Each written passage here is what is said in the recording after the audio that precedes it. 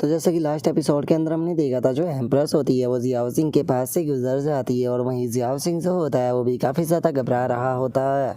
और तभी एम्प्रेस जो होती है वो जियाओ सिंह की तरफ देखते हुए उससे बोलती है कि अगर मैं सही हूँ तो वो ब्लैक रोब वाला पर्सन कोई और नहीं बल्कि तुम ही हो। और अब इस चीज़ को सुनते के साथ ही जियाओ सिंह भी हैरान रह जाता है और अब वो घबराते हुए अपने मन में सोचता है कि क्या सच में इसे यहाँ पर मेरे बारे में पता चल गया है। अब मुझे क्या कहना चाहिए, क्या मुझे यहाँ से भाग जाना चाहिए। अगर मैं यहाँ से भागने की कोशिश भी करता हूँ तो मुझे नहीं लग पाता कि मैं भाग पाऊँगा। इससे अलग क्या मुझे टीयर ऑफ ड्रैगन जो है उसका इस्तेमाल करना चाहिए, लेकिन अगर मैं टीयर ऑफ ड्रैगन का भी इस्तेमाल करता हूँ तो मुझे नहीं लगता कि मैं उसे पूरे एक दिन को रिवर्स कर सकता हूँ। अगर मैं इससे फाइट करता भी हूँ तो मुझे नहीं लगता कि मेरे जीतने का कोई भी चांस है। और आखिर अब मेरी सिस्टर का क्या होगा और मोरोंग जिन और बाकी लोगों का क्या होगा जिन्होंने की इतनी ज़्यादा मेहनत की थी चैंपियनशिप को जीतने के लिए। और मेरी जो अज़ूरा ड्रैगन एकेडमी है उसका क्या होगा, क्या मेरे कारण उन लोगों के ऊपर भी इल्ज़ाम आएगा। और जियाओ सिंह की इतना सोचते के साथ ही जो एम्प्रेस होती है वो मुस्कुराते हुए जियाओ सिंह के सर के ऊपर हाथ रखते हुए उसे बोलती है कि लिटिल गाय, मैं तो बस तुम्हारे साथ में मजाक कर रही थी, तुम्हें इतना ज़्यादा घबराने की कोई ज़रूरत नहीं। क्योंकि मेरे लोगों ने जो तुम्हारी सिस्टर थी उसे कॉल किया था और तुम्हारी सिस्टर ने बताया कि हाँ तुम उसी के पास में थे और 1 या फिर 2 दिन के लिए तुम किसी नए बीस्ट को पकड़ने के लिए गए थे। और अगर मैं सही हूँ तो जो तुम्हारे पास में इलेक्ट्रिक रैबिट है तुमने उसे ही कैच किया होगा।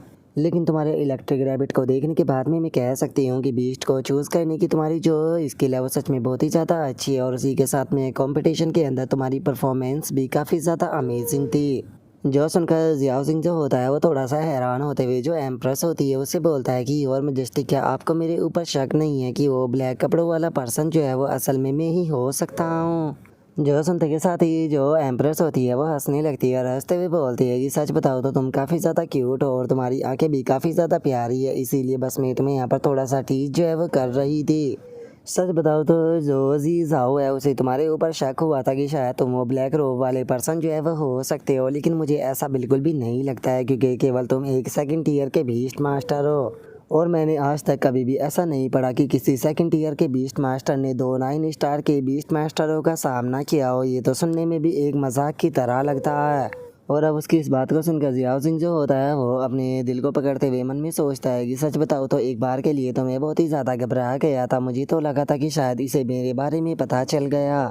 लेकिन मैं यहाँ पर जो मेरी सिस्टर है उसकी भी तारीफ़ करना चाहूँगा कि उसने अपने दिमाग का बहुत ही अच्छे से इस्तेमाल किया और उसने मेरी जान बचा ली। जब मैं यहाँ से वापस लौटूंगा तो मैं उसे बहुत ही अच्छा खाना खिलाऊँगा।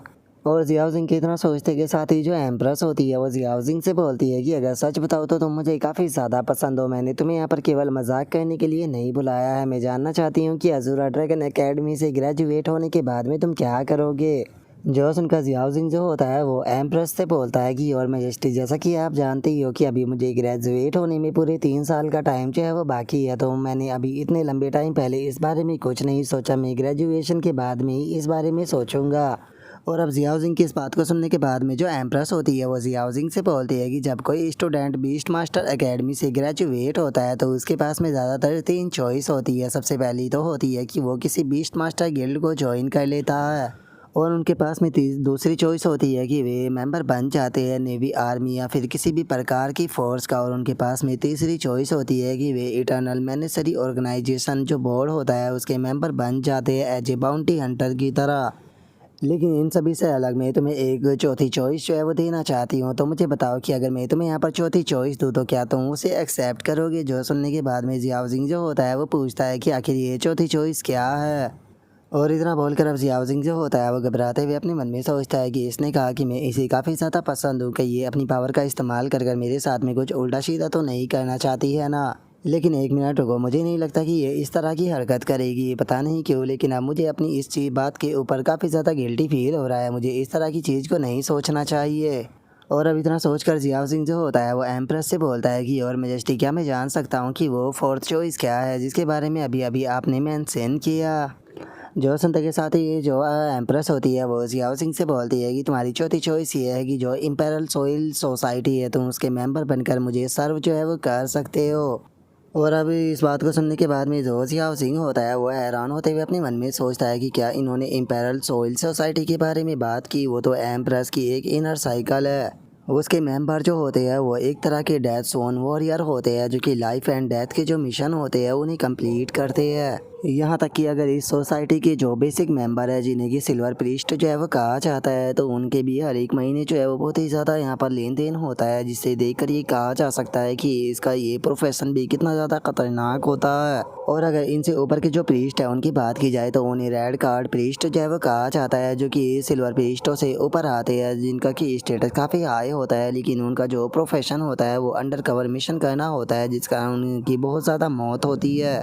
केवल ब्लैक सॉइल ग्रैंड प्रीस्ट ही ऐसे होते हैं जिनके की जिंदा रहने के चांस जो होते हैं वो सबसे ज़्यादा होते हैं। लेकिन ब्लैक सोल ग्रैंड प्रीस्ट बनना बिल्कुल भी आसान नहीं होता। उसके लिए 3 कंडीशनों को पूरा करना होता है। सबसे पहले तो तुम्हें 8 स्टार का बीस्ट मास्टर बनना होता है, और उसी के साथ में तुम्हें फर्स्ट क्लास मेरिट प्राप्त करनी होती है इम्पेरियल सोल सोसाइटी के अंदर। और इन सभी से सबसे ज़्यादा ज़रूरी ये होता है कि जो एम्प्रेस होती है उसके तुम्हारे ऊपर बहुत ज़्यादा ट्रस्ट जो है वो होना चाहिए, जिसके बाद में ही तुम ब्लैक सोल ग्रैंड प्रीस्ट जो है वो बन सकते हो। और जियाओ जिंग ये सोच ही रहा होता है, तभी जो एम्प्रेस होती है वो जियाओ जिंग से बोलती है कि जियाओ जिंग, मैंने तुम्हें चूज़ करने के लिए यहाँ पर जो 4th चॉइस है वो दी है। आखिर तुम इसकी चीज़ के बारे में कितनी देर तक यहाँ पर सोचने वाले हो, और क्या तुम मेरे ऑफर को एक्सेप्ट करोगे? और अब एम्प्रेस की इस बात को सुनकर जो जियाओ जिंग होता है वो थोड़ा झिझकिचाते हुए जो एम्प्रेस होती है उससे बोलता है कि और मेजेस्टी, पहले तो मैं आपका शुक्रिया अदा करना चाहता हूँ मेरे ऊपर ये फेवर और अपना यकीन दिखाने के लिए। जो सुनते के साथ ही जो एम्प्रेस होती है वो थोड़ा सा सीरियस हो जाती है, और सीरियस होते हुए जियाओ जिंग से बोलती है कि तुम्हारी बात के टोन को सुनकर ऐसा लगता है कि तुम यहाँ पर मेरे फ्रेंड जॉन का जो ऑफ़र है उसे रिजेक्ट करने के बारे में सोच रहे हो। जो सुनते के साथ ही जियाओ जिंग जो होता है वो एम्प्रेस से बोलता है कि नहीं नहीं और मेजेस्टी, ऐसी बात नहीं है। अभी के टाइम पर आप जानती हो कि मैं कितना कमज़ोर हूँ, मुझे खुद को बहुत ज़्यादा इम्प्रूव जो है वो करना होगा, उसके बाद में ही मैं इम्पेरियल सोल सोसाइटी जो है उसे ज्वाइन कर सकता हूँ। और अब जियाओ जिंग की इस बात को सुनते के साथ ही जो एम्प्रेस होती है वो भी खुश हो जाती है, और खुश होते हुए जो जियाओ जिंग होता है उसे बोलती है कि सच में तुम एक स्मार्ट पर्सन हो, तुमने यहाँ पर बिल्कुल एक अच्छी चॉइस को चूज़ किया है। जो सुनकर जियाओ जिंग जो होता है वो फनी सा फेस बना लेता है, और फनी सा फेस बनाते हुए अपने मन में सोचता है कि चॉइस क्या, इसने यहाँ पर मेरे सामने कोई चॉइस भी रखी है, ये तो ज़बरदस्ती मुझे यहाँ पर इस चीज़ को एग्री करा रही है। लेकिन ये काफ़ी अफसोस की बात है, क्योंकि अगर मैं एम्प्रेस के साथ में रहता हूँ तो ये बिल्कुल ऐसा ही होगा जैसे कि एक टाइगर के साथ में रहना। और अगर दूसरी तरफ से देखा जाए तो ये कोई बुरी चॉइस भी नहीं है, और मुझे ऐसा लगता है कि शायद जो एम्प्रेस है वो जी जाओ के ऊपर ज़्यादा यकीन जो है वो नहीं करती है, क्योंकि अगर इन्हें जी जाओ के ऊपर यकीन होता तो ये मुझे नहीं बताती कि इन्होंने जी जाओ के कहने पर ही मेरे ऊपर शक किया था। तो अगर मैं एक बार ब्लैक सोइल ग्रैंड प्रीस्ट जो है वो बन जाता हूँ तो उसके बाद में हो सकता है कि मैं जो जी जाओ है उसे रिप्लेस कर उसकी जगह ले लूँ। और इस तरह से देखा जाए तो मैं यहाँ पर सबसे पावरफुल पर्सन हूँ, मैं सेकंड पोजीशन पर आ सकता हूँ, क्योंकि उस टाइम पर बस मुझसे ऊपर जो एम्प्रेस है वही रहेगी, जिसके बाद में मैं अपनी जो आइडेंटिटी है ब्लैक रोब पर्सन वाली उसे यहाँ पर सभी के सामने रिवील कर जो एम्प्रेस है उसे उसके सिंहासन से हटा सकता हूँ। और जियाओ जिंग ये सोच ही रहा होता है, तभी एम्प्रेस जो होती है वह हंसते हुए जियाओ जिंग से बोलती है कि जियाओ जिंग, मैं तुम्हें कुछ दिखाना चाहती हूँ। और इतना बोलते के साथ ही जो एम्प्रेस होती है वो कुछ लोगों को कुछ लाने के लिए वहाँ पर बोल देती है। और एम्प्रेस के वो बोलते के साथ ही अचानक से हम देखते हैं कि कुछ लोग जो होते हैं वो वहाँ पर एक बीस्ट जो होता है उसे लेकर आ जाते हैं, और जैसे ही वो बीस्ट वहाँ पर आता है तो हमें पता चलता है कि असल में वो एक किलिन का बच्चा होता है। और अब जो जियाओ जिंग होता है वो उस किलिन के पैलेंट को देखने लगता है, जहाँ पर कि उसे पता लगता है कि इसके पास में किलिन ब्लड लाइन होती है जो कि पैंटम गोड क्वालिटी की होती है। और अगर इसके एट्रीब्यूट की बात की जाए तो इसके पास में पॉइजन एट्रीब्यूट है, लाइटिंग एट्रीब्यूट है, और स्नो एट्रीब्यूट है, और इससे अलग भी और भी कुछ एट्रीब्यूट है। और इसी के साथ में ये बॉडी के ऊपर से किसी भी प्रकार के जो नेगेटिव इफेक्ट होते हैं उसे प्योरीफाई कर सकता है। और अगर इसका यहाँ पर जो एवोल्यूशन पाथ है उसकी बात की जाए तो इसका एवोल्यूशन पाथ जो है वो पर्पल हेवन थंडर किलिन एम्परर जो देखकर अब जियाओ जिंग जो होता है वो अपने मन में सोचता है कि जैसे कि किलियन टाइप बीस्ट जो है उसे उम्मीद की जा सकती थी। इसके पास में 3 ग्रेट ब्लड लाइन में से एक है, और इसके सभी स्टेट भी कितने ज़्यादा अच्छे हैं, और इसी के साथ में इसके पास में तो कोई वीकनेस भी नहीं है। और मुझे लगता है कि यहाँ पर जो ये केलिन बीस्ट है शायद एम्प्रेस के द्वारा ही किसी स्किल की मदद से कंट्रोल किया जा रहा होगा, और अभी इस केलिन का जो लेवल है वो काफ़ी ज़्यादा लो है, जिसे देखकर ये कहा जा सकता है कि शायद ये एक बच्चा होगा। और जियाओ जिंग ये सोच ही रहा होता है, तभी एम्प्रेस जो होती है वो जियाओ जिंग से पूछती है कि जियाओ जिंग, क्या तुम्हें ये बच्चा जो है वो पसंद आया? जो सुनकर जियाओ जिंग जो होता है वो थोड़ा सा हैरान रह जाता है। और अब जियाओ जिंग को ऐसे हैरान होता हुआ देखकर एम्प्रेस जो होती है वो मुस्कुराते हुए जियाओ जिंग से बोलती है कि तुम्हें अचानक से इतना ज़्यादा हैरान क्यों हो गए हो? मैं तुमसे ये पूछ रही हूँ कि क्या जो एक एलियन बीस्ट है ये तुम्हें पसंद है?